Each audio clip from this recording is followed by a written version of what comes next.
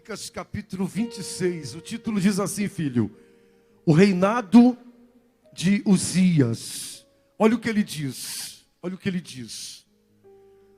Todo o povo de Judá tomou a Uzias, que era de 16 anos, e o constituiu rei em lugar de Amazias, seu pai. O pai morreu e o povo veio e constituiu o seu filho como rei. Quantos anos ele tinha?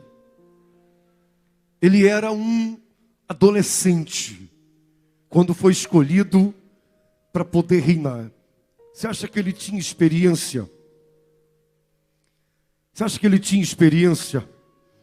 Você acha que ele tinha capacidade de reinar? Não tinha capacidade. Eu sempre digo, Deus não escolhe os capacitados, Deus capacita os seus escolhidos. Graças a Deus. Quando você se coloca na posição de escolhido, Deus, ele tira você da humilhação. Deus tira você da vergonha. Às vezes, há pessoas que dizem assim, mas eu não tenho recurso, mas eu não tenho condições, mas eu não tenho quem me apoie. Você tem Deus na sua vida. E se você tem Deus, você tem a bênção dele na sua vida. E se você tem a bênção dele na sua vida, então aguarda, porque ele vai te capacitar. Ele vai te dar condições. Ele vai abrir os caminhos que você precisa. Graças a Deus. Ô bispo, quer dizer que eu não tenho que ter experiência nenhuma? Meu irmão, não é isso que eu estou dizendo. Você pode até ter experiência. Você pode até ter uma formação acadêmica. Você pode até ser uma pessoa licenciada. Uma vez, uma advogada, ela chegou até nós, ela disse assim, olha, eu queria entender o que está acontecendo na minha vida. Aí perguntamos, mas por quê? Ela disse, eu sou uma advogada de renome, eu estudei em tal país, eu fiz curso, eu fiz isso, eu fiz aquilo, e ela só foi falando as qualidades dela. Ela disse, por que eu não consigo emprego? Eu falei, sabe por quê? Porque você é muito inteligente, porque você é muito intelectual, porque você tem muitas formações, é por isso que você não consegue. Quando você deixar o seu eu de lado, aí você vai ver que a porta vai se abrir para você. Por quê? Porque às vezes a pessoa, ela acha que ela é muito, eu sou muito, eu tenho recurso, eu sou isso. Não, pessoal. Esquece isso aí. Você pode ser muito inteligente, mas você tem que ter a bênção de Deus na sua vida, para que essa inteligência possa fluir mais e mais através de você. Graças a Deus. Você pode não ter recurso nenhum, mas uma coisa eu sei, Deus vai te capacitar para você alcançar grandes coisas. Graças a Deus. Uzias, ele não tinha condições de reinar, não tinha experiência, não tinha capacidade, não tinha formação. Ele era apenas um filho, mas colocaram ele para reinar. E quando ele começou a reinar sobre a cidade, sobre aquele reino, a primeira coisa que ele fez, olha a inteligência desse rapaz. E é essa inteligência que eu e você temos que ter no nosso trabalho, na nossa casa, no nosso dia a dia a gente tem que ter essa inteligência. Olha a inteligência dele para poder ser bem-sucedido, para poder conquistar o povo, para poder fazer um bom trabalho. Olha o que ele fez. Coloca lá, filho. Olha o segredo. Ele edificou a Gileade e a restituiu a Judá, depois que o rei descansou com seus pais. Uzias tinha 16 anos quando começou a reinar. Quantos anos ele reinou? Quantos anos? 52 anos. Se ele reinou tanto tempo, é porque o que ele fazia dava certo. Graças a Deus. Ele diz, reinou, começou a reinar, em 52 anos, reinou em Jerusalém. Era o nome de sua mãe Jecolias de Jerusalém. Aí ele diz, ele fez o que era reto perante o Senhor, segundo tudo o que fizera Amazias, seu pai. Propôs-se. Vem cá, pastor, vem cá um pastor aqui. Alguém disse para ele, Amazias, Uzias, alguém disse para ele, Uzias, você tem que buscar Deus. Não, ele propôs no seu. Ei, meu filho, vai cortar metade dele, meu filho, eu vou ter que me aproximar aqui. Esse câmera aí, me ajuda aí, meu filho, quase saiu os dois da câmera. Quer ver? Vai sair os dois, olha lá, saiu, Oh, meu, acorda aí, filho. Pega um óleo para botar nas juntas dele. Ele está meio enferrujado. Então, presta atenção, meu filho. Então, não foi ninguém que disse, Uzias, você tem que buscar Deus. Não, ele propôs no seu. Sabe o que ele entendeu? Ele entendeu o seguinte: para que eu seja bem sucedido, para que tudo venha a dar certo na minha vida, eu tenho que buscar. Ele sabia que se Deus estivesse com ele, naquela época havia muita guerra. Hoje a gente ouve falar de guerras, mas naquela época a guerra era algo normal. Eles guerreavam sempre, batalhavam, eles estavam na cidade, daqui a pouco vinha outro reino querendo tomar tudo. Então ele tinha que estar preparado para enfrentar a guerra diária. Todo dia era uma guerra, todo dia era inimigos tentando invadir a cidade, tentando destruir. Então ele entendeu o seguinte: só tem um jeito para que eu possa reinar e ser bem sucedido no meu reinado. Só tem um jeito. Eu me proponho, eu tenho que buscar a Deus. É como se ele dissesse: se Deus estiver comigo, não tem inimigo que vai prevalecer contra mim. Se Deus me guardar, ninguém pode tocar na minha vida. E hoje é assim também. Hoje é a mesma coisa. Se Deus guardar a sua vida, ninguém pode tocar em você. Se você entender, se nós entendermos a importância de Deus na nossa vida, eu quero ver qual Satanás, eu quero ver qual o demônio, eu quero ver qual o invejoso, qual o inimigo que irá prevalecer na sua vida. Ele vai cair por terra. E Deus vai te dar vitória. Então ele propôs no coração dele. O que ele propôs? Propôs-se. É como se uma luz brilhasse na mente dele. Como se uma luz o iluminasse. Ele, opa, peraí. Eu só posso reinar, eu só posso ser bem-sucedido, eu só posso vencer se eu buscar Deus. Se eu buscar Deus, eu vou ter luta? Vou, mas Deus é comigo, eu vou vencer. Vai levantar inimigos? Vai, mas eu vou vencer. O inimigo vai vir preparado, mas eu estou mais preparado do que o inimigo. Você entende isso, sim ou não? Então é essa palavra, é esse espírito que tem que estar dentro de você. Então ele se propôs buscar. Coloca lá, filho, por gentileza. Propôs-se a buscar a Deus no dia de Zacarias, que era sábio nas visões de Deus, nos dias em que buscou ao Senhor, o que aconteceu?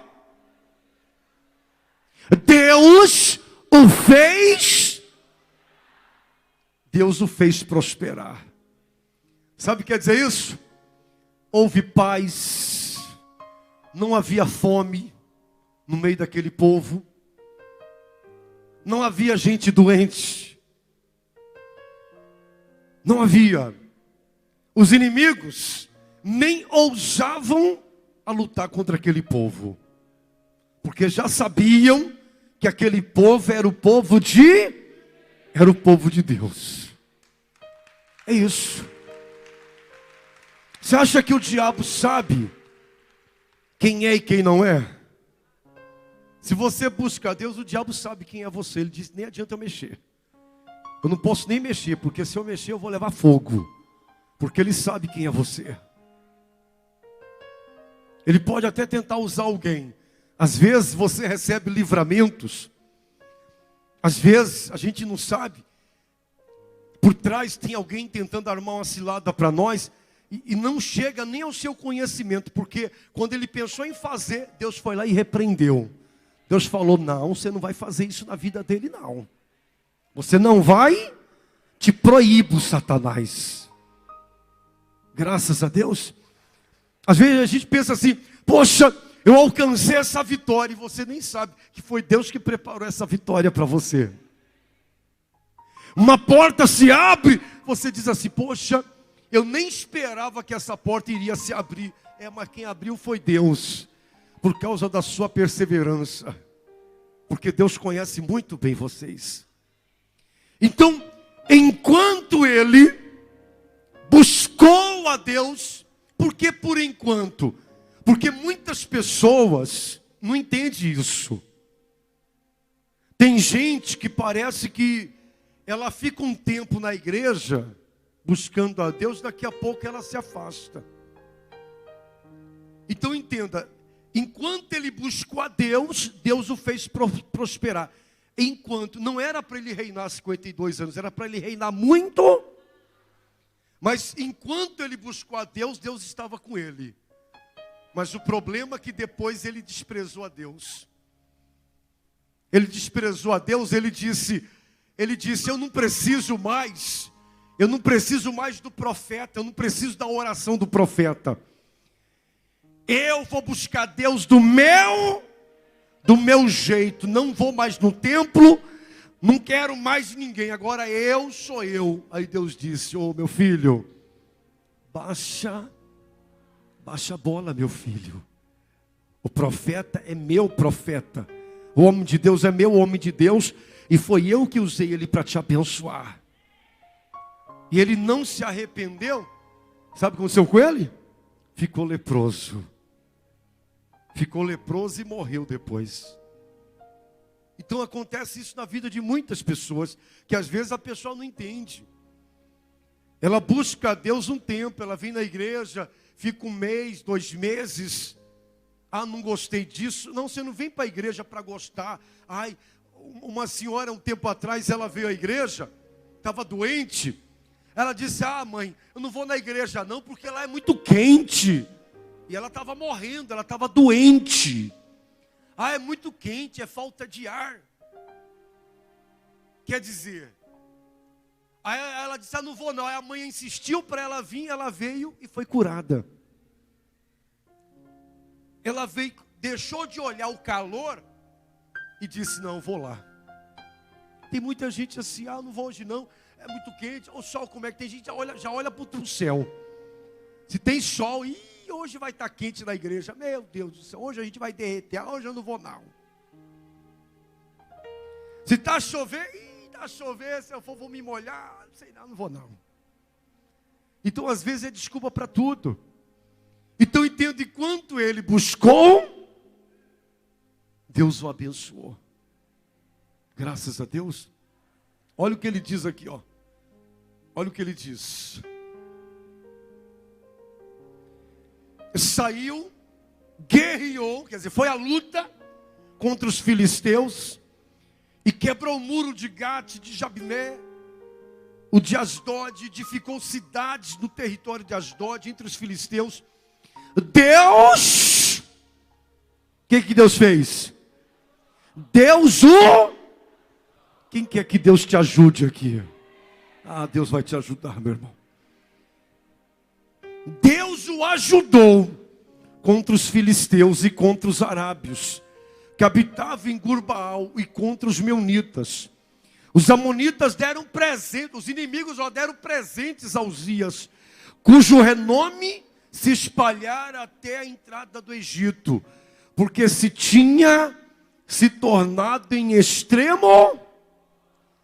Ele não era forte, mas com Deus ele chegou ao extremo da força. Graças a Deus. Então, quando Deus, ou quando nós buscamos a ajuda de Deus, Deus nos faz fortes. Forte para lutarmos. Fortes para a gente buscar aquilo que a gente precisa para a nossa vida. Fortes para não desistir diante de situações que se levantam na nossa vida. Você entende sim ou não? Quando o problema se levanta contra você, quando uma situação se levanta contra você, Deus te dá força para você superar esse problema. Deus te dá força para você dar a volta por cima e glorificar o nome dEle. Diga graças a Deus. Quem quer a ajuda de Deus na sua vida? Meu Deus. Tem gente que faz assim, ó. Oxi, pelo amor de Deus, meu Pai. Quem quer a ajuda de Deus na sua vida? Fica de pé, por gentileza. Se você deseja a ajuda de Deus, fica de pé. Fique de pé. Esse homem depois foi atacado de lepra, porque ele desprezou o homem de Deus. O homem de Deus orou por ele, ele foi abençoado, e depois ele desprezou o homem de Deus. Desprezou, disse: eu não preciso de mais, eu não preciso mais de templo, eu vou buscar Deus do meu jeito, e não é do seu jeito.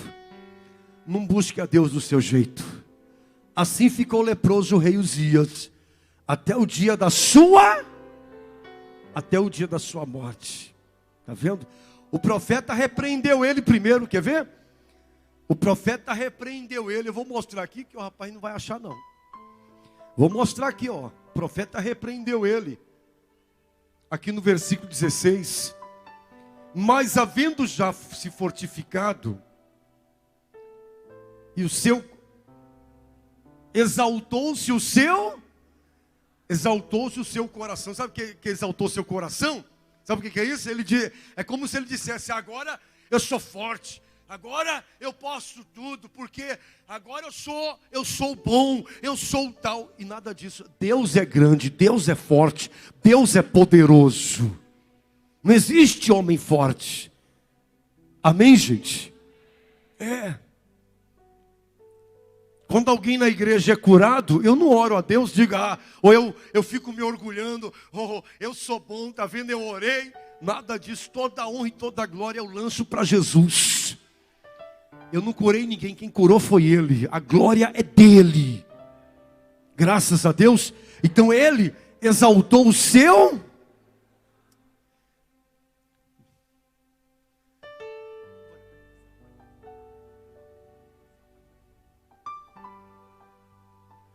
Mas havendo-se já fortificado, ele ficou forte. Essa força não era física, mas Deus estava ali abençoando, Deus estava ali trabalhando. Exaltou-se o seu para a sua própria ruína.